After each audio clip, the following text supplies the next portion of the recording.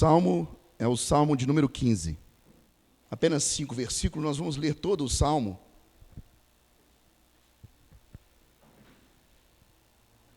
Eu gostaria de estar ministrando e compartilhando com os irmãos sobre o tema Quem, Senhor, habitará no seu tabernáculo?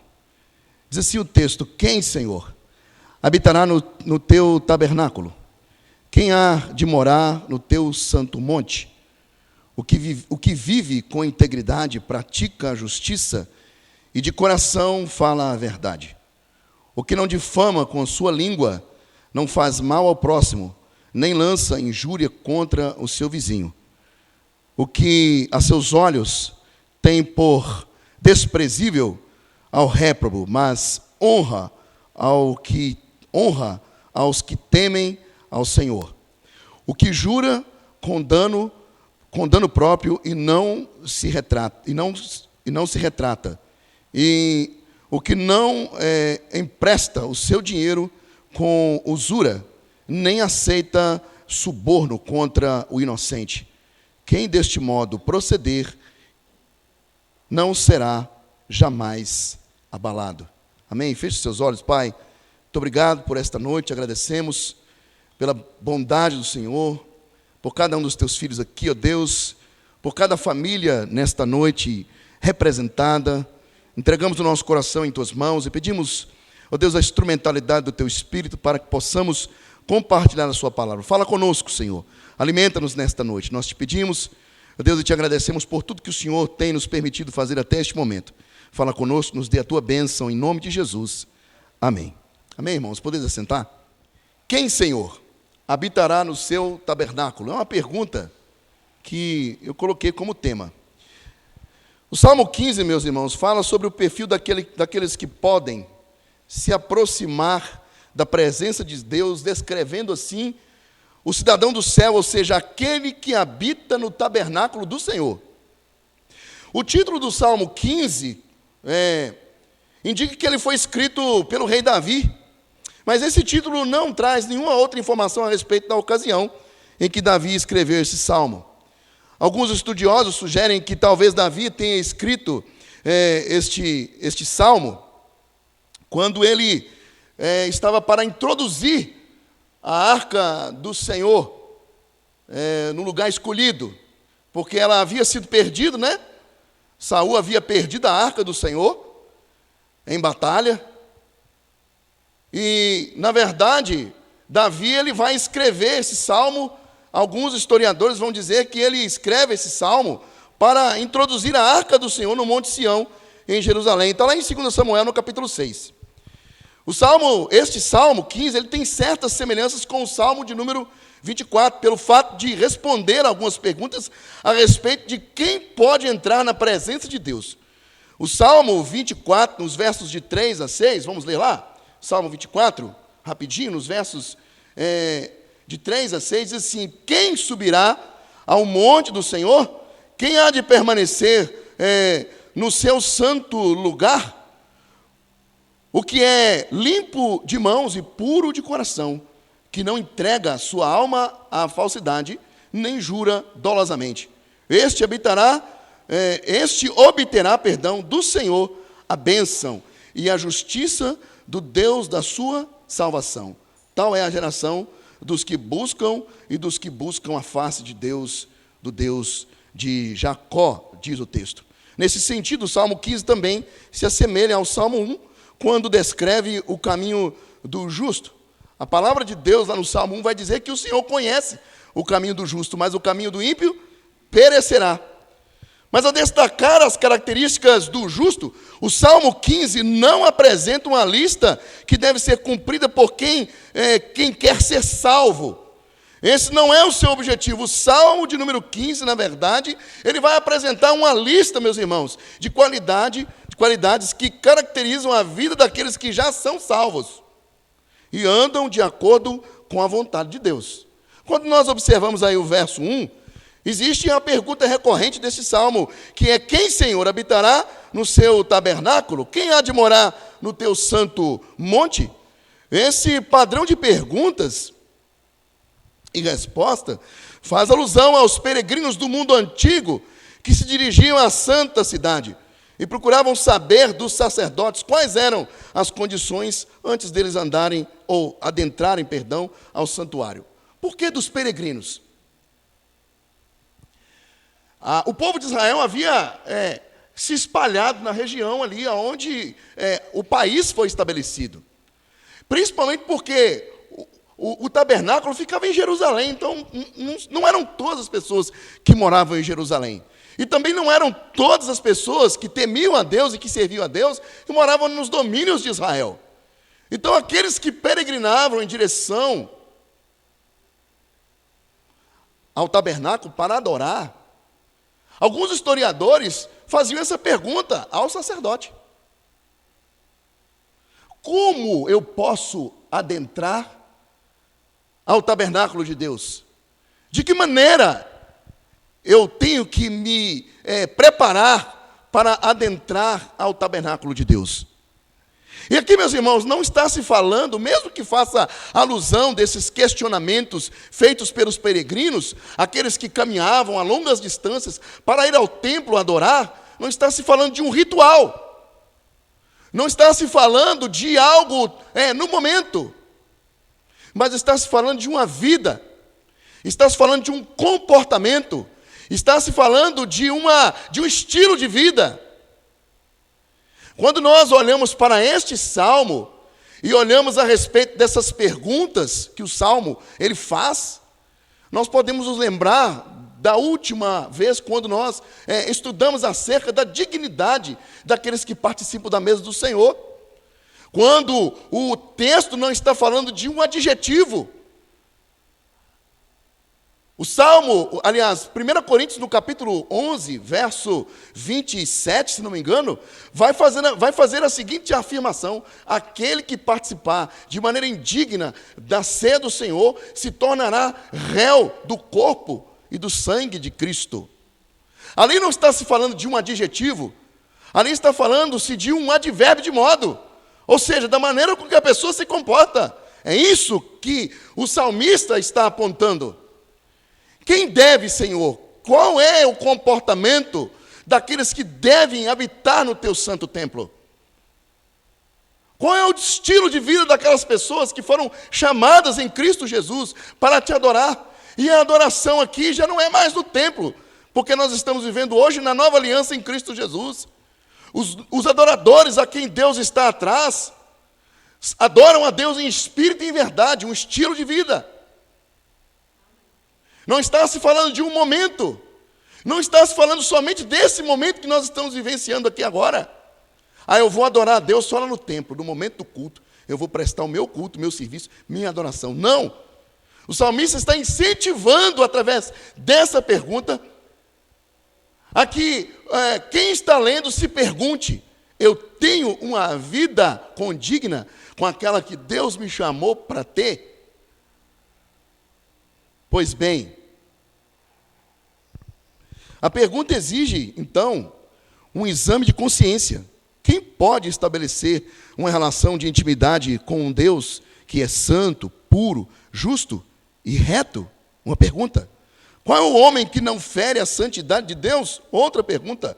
Mas existe uma resposta correta para esta pergunta: ninguém. O Salmo 14, verso 3, apenas uma perícope desse salmo, desse versículo vai dizer: não há nenhum sequer.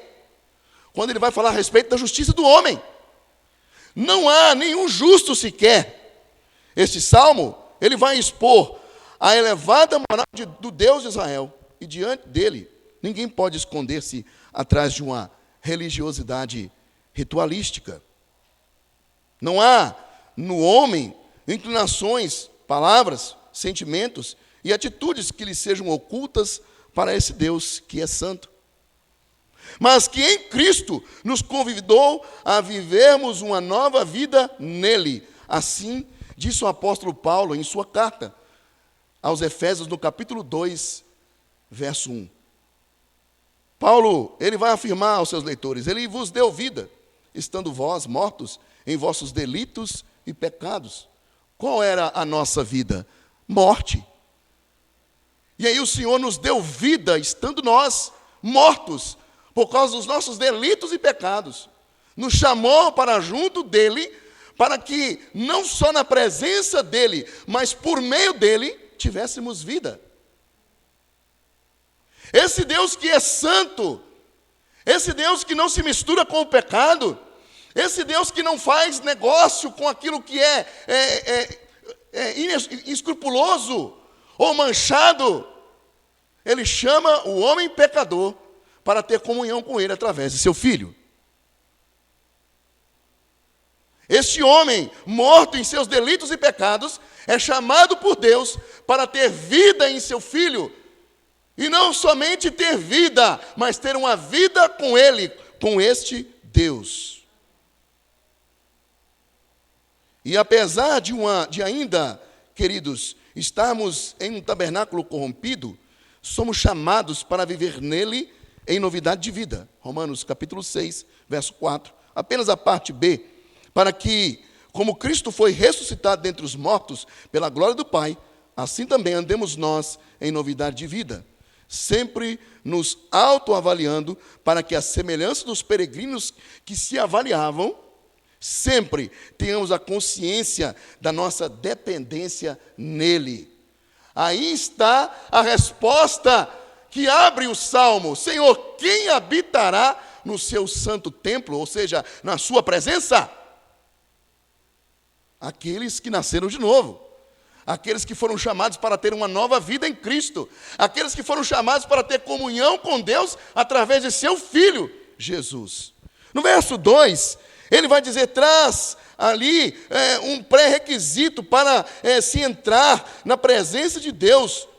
Ele vai dizer, o que vive com integridade. Onde está o que pratica a justiça? Há alguém entre os homens que com tal coração e que fala a verdade? Existe tal homem assim?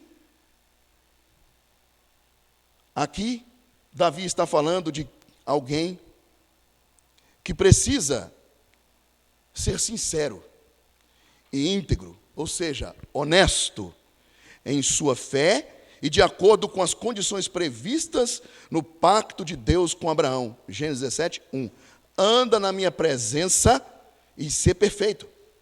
Andar aqui, meus irmãos, é um hebraísmo do verbo agir, ou seja, uma ação, um comportamento. No sentido mais abrangente do termo, nós precisamos estar diante de Deus e não atrás dele, atrás das suas bênçãos, correndo atrás de Deus.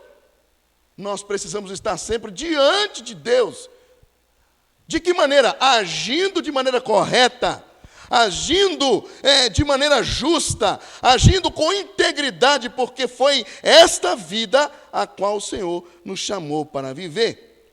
Ou seja, no sentido mais abrangente do termo, nós precisamos ter uma vida diária com Deus. É o que nós falamos aqui sempre. Precisamos ter uma vida de piedade. Uma vida dirigida por Deus e alimentada por sua palavra. Uma vida dinâmica. Meus irmãos, nós estamos presos nesse tabernáculo, e esse tabernáculo ele é variável. Eu costumo dizer que nós, como seres humanos, nós somos igual ao tempo.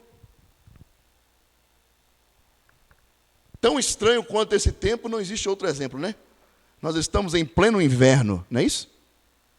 Ao sol rachando.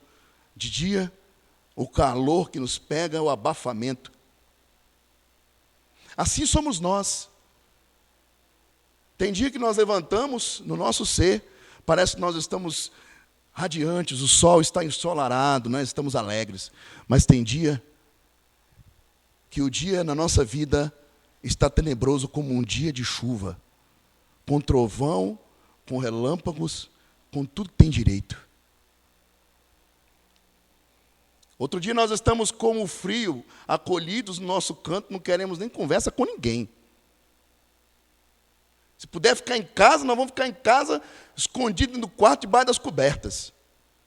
Mas aí no outro dia o sol raiou, alegria de novo. Nós somos assim. Mas o Senhor não nos chama para viver na dependência da nossa natureza. O Senhor nos chama para vivermos em alegria. em contentamento. Mas existe como viver em alegria, contentamento, quando eu não estou bem? Isso não é um convite a vivermos um mero sentimento, mas é um mandamento. Paulo vai dizer em uma de suas cartas, dizer assim, eu quero dizer a vocês que vocês devem estar alegres. Regozijai-vos no Senhor, disse Paulo. Outra vez vos digo, alegrai-vos ou regozijai-vos. Fomos chamados para estarmos alegres, constantes na presença de Deus. Mas nós precisamos entender que estamos limitados dentro desse tabernáculo, dentro desse corpo que você e eu possuímos. Mas é neste corpo que eu e você possuímos, fomos chamados para viver uma vida diante de Deus, através dele, por intermédio de seu Filho, Jesus.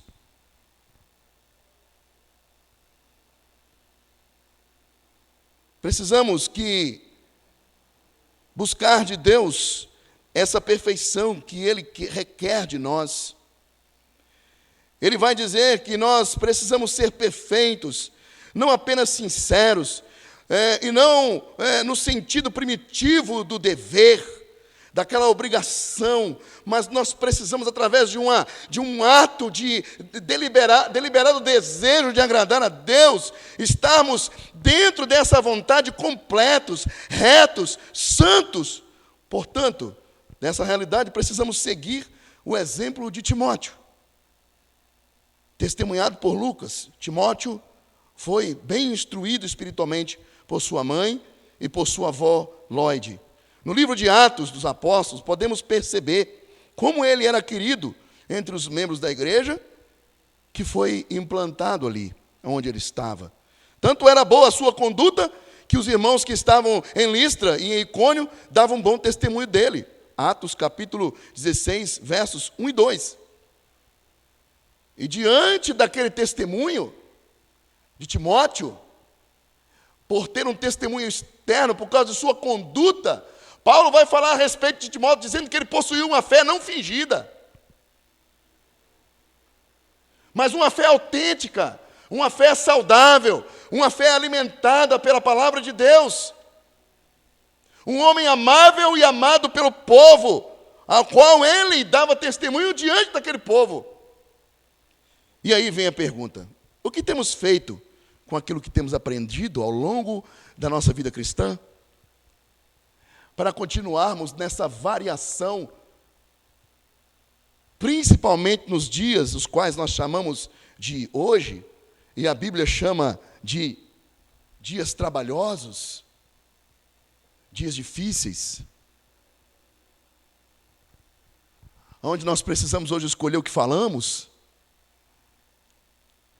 e mesmo que falemos, alguém do nosso lado pega, fala diferente, ou então nem fala.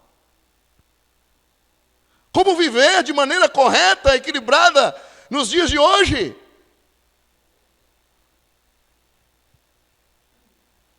Alimentados por esta palavra, somos chamados a estar diante de Deus, em seu tabernáculo, em uma adoração constante. Meus irmãos, não há nos dias de hoje tempo ou darmos espaço para alguma coisa que porventura seja mais importante do que estarmos na presença de Deus, buscando dele forças para viver neste mundo até o dia que o Senhor nos chamar.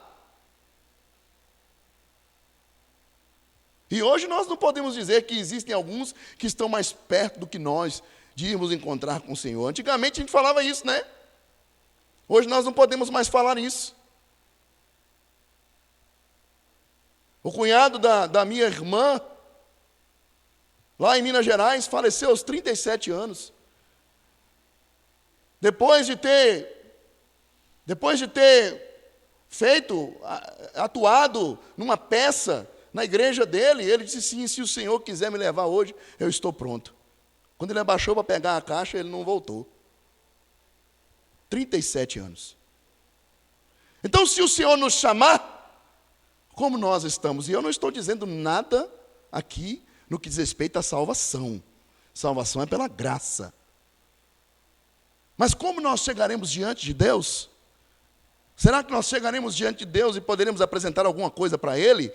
ou nós vamos chegar diante de Deus com as nossas mãos vazias? O que nós temos edificado nessa base que é Cristo? Qual é o material que nós temos usado? Tudo isso faz parte daqueles que adoram e que servem ao Senhor. O que temos feito com aquilo que temos aprendido? No verso 3, o autor vai dizer: aquele que não difama com a sua língua, não faz mal ao próximo e nem lança injúria contra o seu vizinho. Portanto, Davi, depois de ter apresentado brevemente as virtudes com as quais todos os que fazem parte da igreja devem ser dotados, agora ele enumera certos vícios dos quais os servos de Deus devem procurar em Cristo serem libertos desses vícios. Em primeiro lugar, Davi, ele vai dizer a respeito dos caluniadores ou dos detratores. E aí, nesse contexto, nessa questão aqui agora, eu gostaria de trazer aos irmãos um conceito jurídico a respeito do que é ser caluniador ou detrator. E eu queria citar aqui um criminalista chamado Alfredo Pessoa de Lima. Ele vai dizer que o detrator e o caluniador é a personificação de uma besta fera. Uma das maiores deformações da raça humana. Aliás, na sua origem, no grego antigo, a expressão diabolos significa caluniador.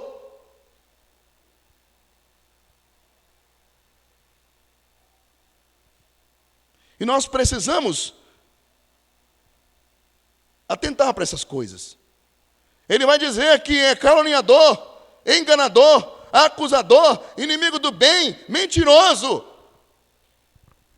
O autor de calúnias e de difamação, ou o sinônimo detrator, é sempre um invejoso, uma alma atormentada, um espírito opaco, diz o autor, que se sente ofuscado pela luz do caluniado e do difamado, mas que no fundo, ele admira a sua vítima, porque ele jamais terá aquilo que a sua vítima tem, por isso inveja. E mais ele quer destruir a sua vítima através da prática de ser detrator e caluniador. Por isso, meus irmãos, nós devemos observar, pois Paulo, citando essa característica a Timóteo, ao falar da corrupção extrema dos últimos dias, ele nos traz um alerta. Uma delas, e dessas características nos últimos dias, são aqueles que praticam a calúnia, os caluniadores. Traços característicos daqueles que não servem a Cristo. E, em segundo lugar, eles devem se impedir de fazer qualquer coisa maliciosa e prejudicial ao seu próximo, ou principalmente a um irmão em Cristo.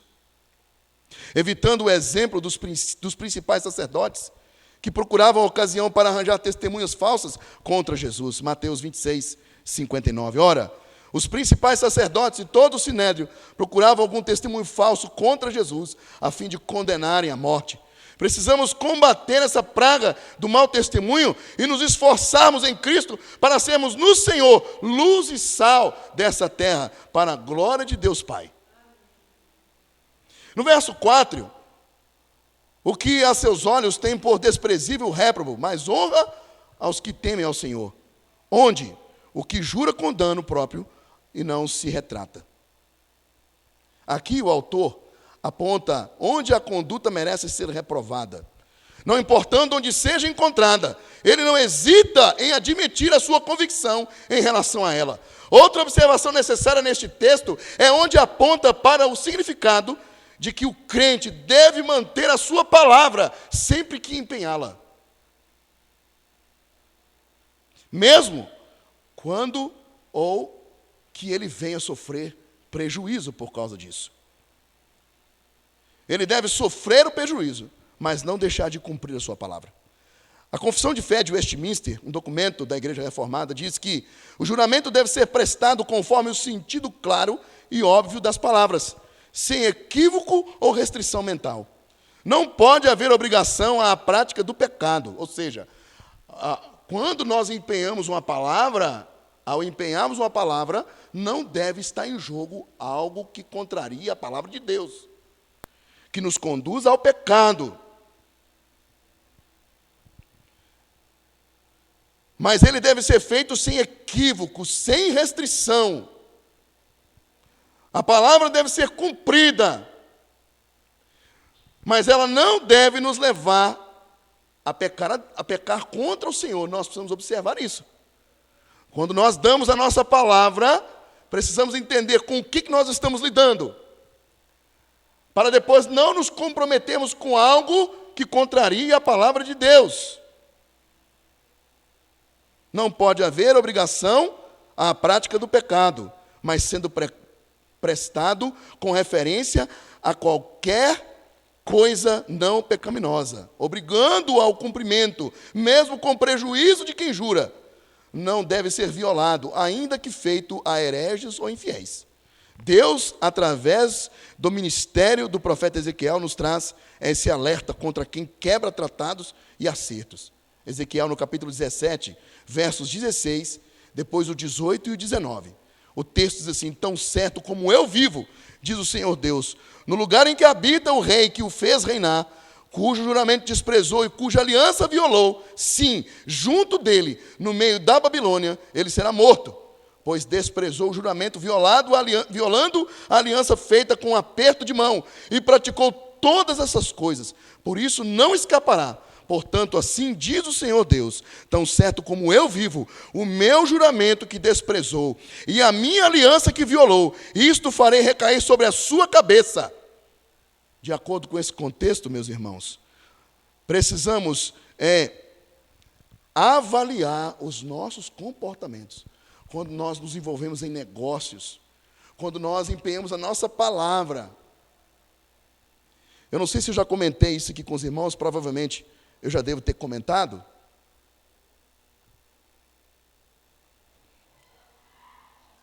O Euclides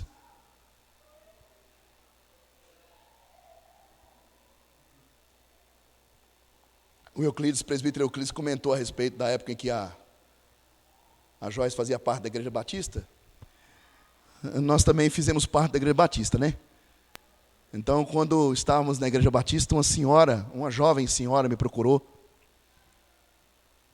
E ela falou comigo assim: pastor, eu tenho um negócio próprio, como o senhor já sabe. Eu mexo com ornamentação de quarto de bebê. O cliente, ele informa quando o pintor termina o serviço dele e me chama quando os móveis já estiverem no lugar, para que a gente possa montar todos os móveis, os nichos, né? Aí tudo é feito em parceria com quem vai montar, e depois nós entramos também com papel de parede. Então o senhor sabe que eu mexo com isso. Falei, pô, e aí? Aí ela falou comigo assim: olha, eu tenho uma cliente que, além de ser minha cliente, ela é minha amiga, e amiga há muitos anos. E eu estou para terminar o quarto do bebê dela. Inclusive, ela já está no mês de ganhar o neném. E aí, no finalzinho, na hora que a gente assim, foi fechar ali a obra dela, ela me trouxe um pedido. Ela me comprou um oratório, e juntamente com esse oratório, ela me deu uma frase do Francisco Xavier. E ela queria que eu colocasse lá. Pastor, eu não estava querendo fazer isso, não. Como é que eu faço? Como é que eu saio disso? E agora, José? E na hora, meus irmãos, veio um texto do profeta Isaías, acho que no capítulo 58, no capítulo 53, no finalzinho, diz lá: os nossos filhos, né, serão chamados reparadores de brechas, para que haja paz na cidade. E a primeira coisa que eu falei com ela foi o seguinte: olha, quando você abriu sua empresa, você definiu para quem você ia trabalhar? Ela: como assim? O público que você estaria atendendo? Não, eu não tenho público, eu atendo qualquer um. Eu falei: pois é, então você não pode se recusar a terminar a obra dela e colocar lá o oratório. Agora, você pode sugerir a ela, e coloque lá o oratório, tire a frase do Chico Xavier e coloque o salmo. Explique para ela: olha que o salmo está dizendo que os nossos filhos serão chamados reparadores de brecha, para que haja paz na nação. E ela chegou e falou com a colega dela, e a amiga dela aceitou. Tirou a frase do Francisco Xavier para lá e colocou o salmo, colocou o texto lá de Isaías. Então, quando nós nos envolvemos em um negócio, nós precisamos buscar de Deus sabedoria. Porque a palavra empenhada, ela já foi empenhada e ela precisa ser cumprida. Como assim eu vou dizer que não vou cumprir a minha palavra porque eu sou crente? Aí que a coisa fica pior. É aí que você tem que cumprir mesmo, é aí que nós temos que cumprir. Agora, quando nós pedimos sabedoria a Deus, Deus nos orienta para que Ele, no final, seja glorificado. É assim que nós devemos agir. E não achar que eu sou crentão, eu não vou te atender no seu... Porque a minha religião não me permite. Isso não existe. Seja para qualquer assunto, cargo, trabalho que nós, eu ou você, fomos exercer, precisamos exercer para a glória de Deus. Pedindo sabedoria a Deus. Portanto, nós precisamos ser pessoas de palavras, que honremos a palavra de Deus, mesmo que a princípio haja prejuízo para nós. Essa é a maneira correta de agir. E não, se chegou em algum ponto, não me satisfez, eu largar para lá. Como o caranguejo, quando pisa em alguma coisa que não lhe agrada, ele larga até a pata. Ele solta a pata e vai embora. Nós não podemos agir dessa forma. E no verso 5, o texto ele finaliza com uma afirmativa. Quem deste modo procede, jamais será abalado. Neste salmo, há um choque de realidade, pois uma investigação superficial do coração revelará a incapacidade do homem em estabelecer habitação e morada com Deus por meio de seus esforços próprios. O salmista coloca diante da humanidade um espelho que revela suas imperfeições, que humilha o seu orgulho e evidencia sua fraqueza. E essa consciência deve nos conduzir a uma atitude habitual de dependência desse Deus que é santo. O Salmo 125, verso 1, vai dizer assim: os que confiam no Senhor são como o monte de Sião, que não se abalam, firme permanecem para sempre. Na vida, meus irmãos, muitas coisas acontecem que podem nos abalar, mas quando confiamos em Deus, temos um alicerce forte que não se abala, que possamos, como povo do Senhor, buscar para nós essas características, buscar de Deus sabedoria para agir, buscar de Deus força para a constância na obra do Senhor. Nós precisamos estar atentos a essas coisas. A situação é tão real que quando Deus levou o povo para o deserto, está lá, se não me engano, em Êxodo 4, Êxodo 8, a partir do verso 4, se não me engano, Moisés vai dizer assim: nem só de pão viverá o homem, mas de toda a palavra que procede da boca de Deus. Foi só Moisés que disse isso? Ou nós temos lá em Mateus 4,4 Jesus também falando isso? Eu não sei se eu consegui acertar aí a referência no Velho Testamento. Mas essa palavra está lá em Mateus 4,4, onde Jesus repete, dizendo: nem só de pão viverá o homem. Deus conduziu o povo ao deserto. E na narrativa do texto do Velho Testamento, o autor vai dizer que Deus deliberadamente conduziu o povo para colocá-lo para passar fome no deserto. Por isso que Moisés fala isso. Nem só de pão viverá o homem, mas de toda palavra que procede da boca de Deus. Deus trouxe vocês para o deserto para que vocês, primeiro, conheçam a Deus a quem vocês estão servindo. A dependência de vocês deve estar nele. E em segundo lugar, a missão de Deus aqui é apresentar vocês para vocês mesmos. Porque Deus sabe quem nós somos, sabe quem nós somos. Mas nós, muitas vezes, nós não nos conhecemos. Mas o Senhor, Ele nos apresenta a nós mesmos.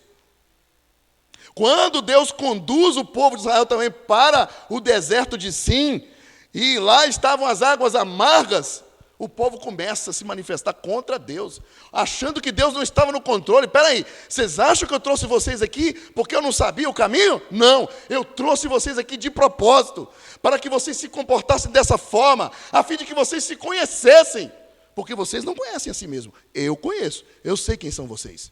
Isso é tão verdade que Deus quis destruir o povo 3 vezes, e 3 vezes Moisés intercede pelo povo. Senhor, não faça isso.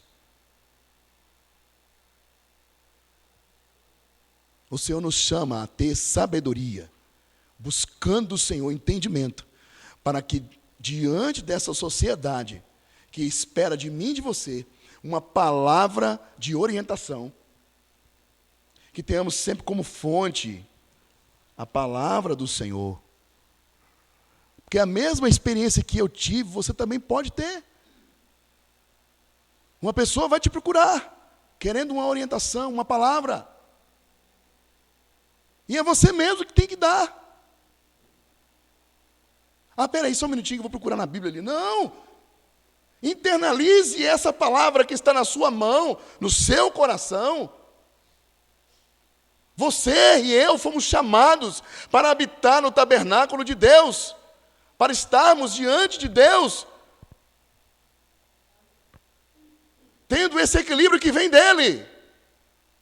Somente Ele tem para nos dar essa sabedoria, esse entendimento, essa compreensão, essa condição para estarmos diante dEle. Tem um livro, eu só me lembro aqui, toda vez quando eu vou citar esse livro, eu só me lembro da editora Fiel, que vai tratar a respeito do caráter do cristão, trabalhando esse Salmo 15. É um livreto. Eu emprestei para alguém, eu não sei, não me lembro agora para quem que eu emprestei. Leia esse livro, procure esse livro. Vai tratar lá a respeito do caráter do cristão. Esse é um livreto fino, muito bom. E a maioria das edições, dos livros da editora Fiel, são livros de teologia reformada, de autores de teologia reformada. Busque, leia, muito bom. Que essa palavra abençoe a sua vida, abençoe a nossa vida como igreja. Amém? Vamos orar?